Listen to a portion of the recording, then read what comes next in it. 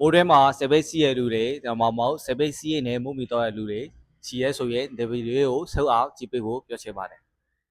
အဲ့တော့ကျွန်တော်တို့မိုးတွဲမှာမိုးရေထက်မှာစပိတ်စီးတဲ့အခါဆိုရင်ကျွန်တော်တို့လမ်းချုံးနေတဲ့အတွက်ကြောင့်စပိတ်စလီဖြည့်ပြီးတော့စပိတ်မောင်းတာတွေဖြည့်တယ်နောက်ပြီးတော့မိုးရေကြောင့် brake system လေးကျွန်တော်တို့အောက်ရောသွားပြီးတော့ brake မသိတာတွေဖြည့်တယ်အဲဒါကြောင့်မို့ကျွန်တော်တို့မိုးရေထက်မှာစပိတ်စီးမဲ့ဆိုရင်ကျွန်တော်တို့စပိတ်ရဲ့ brake system ကိုတေချာကောက်အောင်စစ်ဆေးပြီးတော့စီးပေးဖို့လိုအပ်ပါတယ်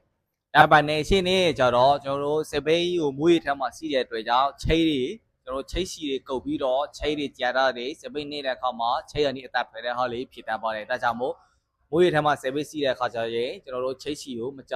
ပြတ်ထပ်ပေးဖို့လိုအပ်ပါတယ်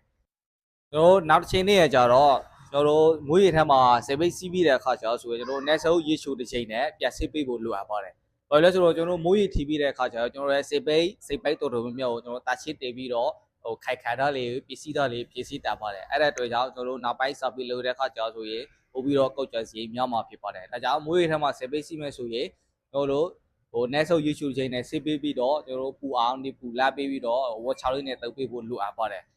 အဲ့တော့ကျွန်တော်တို့ဒီချိန်လေးကိုတီးပြီးပြီဆိုရင်တော့မိုးရေထက်မှာစပိတ်စီးတဲ့အခါကိုယ့်ရဲ့စပိတ်ကိုရေးဆက်ခါအောင်ဘလူးလေးပြုလို့ရမယ်ဆိုတော့တီးပြီးသားဖြစ်မှာပါအဲ့တော့ကြည့်စုပေးတဲ့အတွက်အားလုံးကျေးဇူးတင်ပါတယ်